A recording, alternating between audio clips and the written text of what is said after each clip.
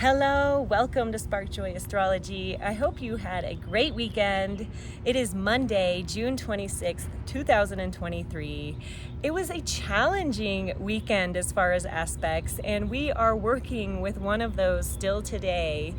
So I am excited to dive into the astrology of today, not because there is a lot of joy to spark, but because there is a lot of intel on how to handle some challenging aspects. So before we dive into the challenging aspects of the day, I'd like to invite you to take a breath with me, a grounding breath. If you can find your sit bones connected to either the earth or a chair, please ground into that connection. Close your eyes and sink your awareness into that spot. And then let's breathe together, friends. Exhale all of your air out. Take a full deep breath in. Fill all the way up. And then take an open mouth exhale, let it go. Beautiful. And this breath, friends, is something that I employ you to use multiple times throughout this day because it's a challenging one. Let's dive into it. We do have the moon starting our day at 3 degrees of Libra. Libra is a sign that offers us balance, so we do have a head start, if you will, into the ability to find balance. But now we're going to be tested with aspects to see how we can get knocked off of that, where the work is, and how maybe we can identify what needs to shift and change in the future so that we can maintain that balance. Okay, so our moon starting at 3 degrees of Libra moves to 4 degrees to make the first aspect of the day.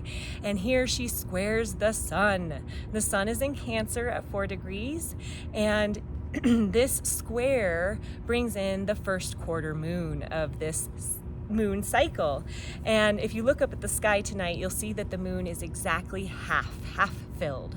These first quarter moons are a square between the moon and the sun, who are 4 houses away, 90 degrees apart. This is a challenge aspect, friends. The square is by nature of Mars, who is our warrior, so immediately knowing that there is challenge between balance when it comes to yin and yang in our life. That can be an internal balance or that can be an external balance. We could be seeing it in challenge with our opposite sex partners or friends. But there is this challenge between the feminine and masculine.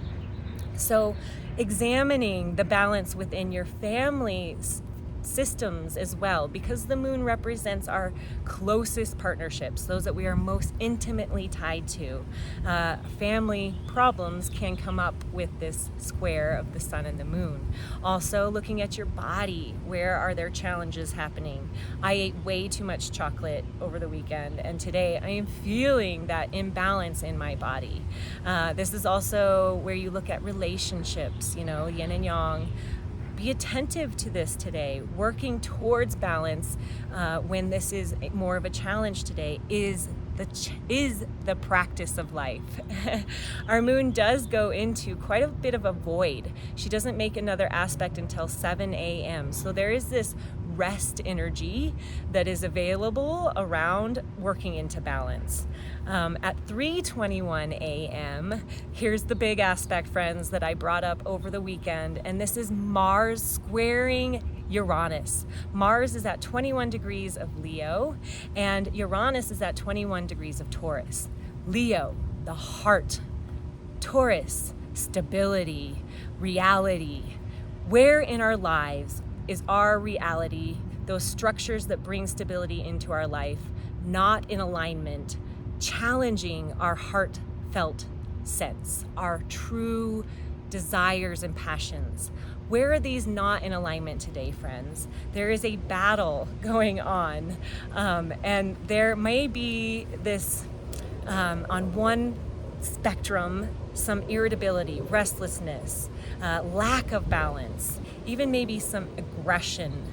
But on the other spectrum of this particular aspect, we have passion, the desire to identify what is old and not working in those stability producing structures in our life and create freedom and use this passion to change outdated ways in our life.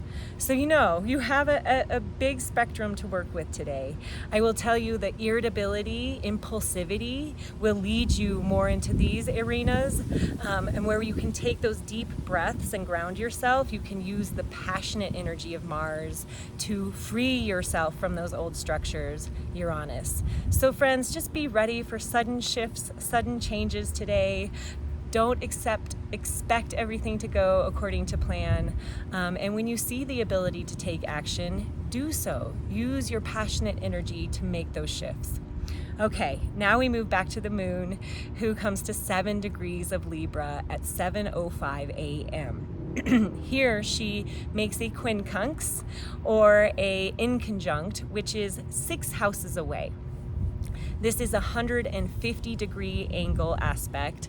And what happens with a quincunx is that the two planets are unable to actually see each other from where they're at in the house system. So there's this adjustment that needs to be made with any quincunx. It's all about adjustments, because we can't quite see what's going on. We got to adjust. So when the moon at 7 degrees of Libra quincunxed Saturn retrograde in Pisces at 7 degrees, we definitely have to look at heavy emotions around our responsibilities.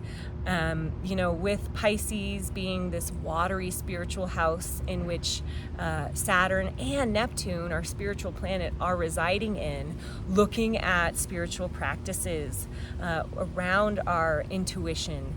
How are those helping us? How are they hindering us? Could we do more? Working with our intuition is so potent, friends.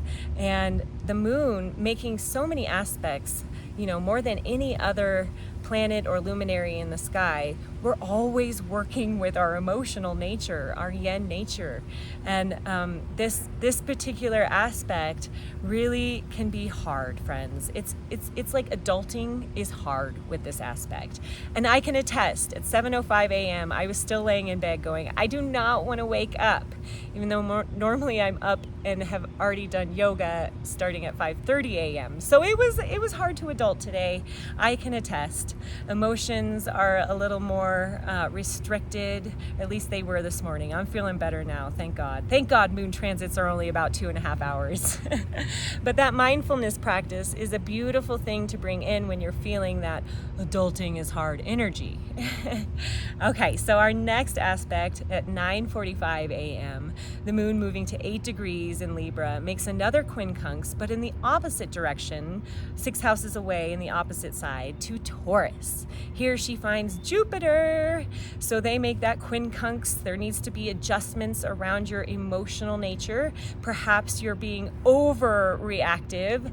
Jupiter makes things amplified, whatever he's touching. So emotional extravaganzas might be happening today, friends. And so making adjustments when you feel like your emotions may be being too big today. And just knowing that that's all right. It could happen today. And if you want to bring that in and down from being too big, practice focusing on optimism. Where can you bring more optimistic thoughts to yourself, to what you're doing in your day, and work through that quincunx challenge? Okay, our next aspect is at 3:10 p.m. and this is between Pluto and Mercury. Mercury is at the end of Gemini, friends. He, by the end of this night, will make his way into Cancer. This is the last aspect he makes in Gemini, and it is a check-in to Pluto. Pluto over there in Capricorn is at 29 degrees. He's going retrograde, so we're going inward with this intense rebirth energy as far as Pluto goes. And so Pluto making a quincunx to Mercury is asking us to look at our intense, our serious emotions and our thoughts, right? Mercury being our thoughts. And really, if you can, friends, this is like a research energy. So I want you to look back in your life to 2008. 2008 was when Pluto ventured into Capricorn, and now we're at the very end of this cycle. Mercury is making this minor aspect to Pluto. What's interesting, friends, is that they are 6 houses away, right, in conjunct. As Mercury moves all the way through Cancer, which he enters tonight, he'll come to the end of that house and then make that exact opposition to Pluto. So today, Mercury's checking in before he has that big conversation on July 10th. He's going to come in with a little less intensity, but still checking in with this intense character of Pluto and asking, all right, friend, where can I look through this 2008 cycle, all the way since then, and see where I can be curious? Mercury is represented by Apollo in mythology. Apollo was the winged god who was able to go from heaven and into hell and deliver messages. So with Pluto checking in with Mercury, we're able to go into those hellish realms of ourselves, our shadow aspects, as well as shadowy, challenging parts in the people around us and the experiences around us. We're able to alchemize with the wizard of Mercury. The alchemizing factor will not be as big as it is today, as it will be in July 10th, when Mercury gets to the very end of Cancer. But today is a breadcrumb to that bigger exchange at the end of this cycle with Mercury moving into Cancer. So friends, get curious. Get your researcher hat on today. Go back to 2008. Get curious about new layers of shadow, new layers of things that you can look at yourself that need to be healed, to be integrated, so that you can turn them into gold and alchemize and come up out of that underworld experience as a whole new, better version of you. Whew. All right, the next aspect that we do talk about is Mercury moving into Cancer. That goes down at 6:23 p.m. this evening. Mercury has been going so fast through Gemini. He was so happy to be in his home sign, but now as he moves into Cancer, things will slow down a little bit. So take that as a cue from Mercury. This busy bee energy that we've been working with since Mercury went into Gemini is starting to calm down. We go from this wanting to have a lot of experience, a lot of connection, and into more quality connection through our conversation, through the way that we speak and take in information. So moving from desiring this curious quantity and into quality info, into deeper conversations. The moon is, the moon rules Cancer. So here we go with all of that emotional yin energy, right? We want to have these intimate conversations when Mercury is in Cancer. We want to connect with our mothers or people who represent mother energy in our life. We definitely are able to connect intuitively with our conversations. So these multi-leveled conversations that work into aspects of the mind, the intuition, and the heart. So really beautiful time to have conversations. What does your heart want to say? That's what Gemini is asking you now today at 6:23 p.m. and will give you the ability to have those deep conversations until July 10th. July 10th, he will move out of Cancer and into Leo and make, that opposition to Pluto right before that move happens. So have the conversations, friends. Get into those deep places.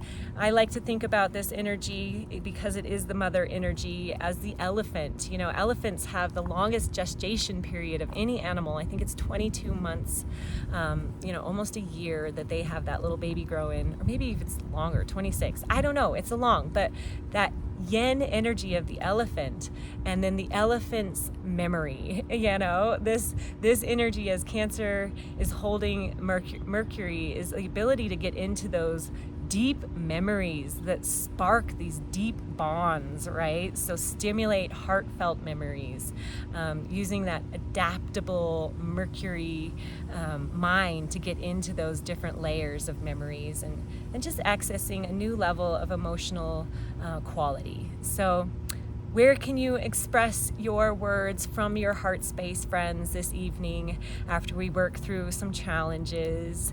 I just wish you so much love and deep breaths as you work with the lightning bolt energy that is Mars square Uranus today, and sending you all the love, all the joy, and I'll see you back tomorrow, friends. Mwah.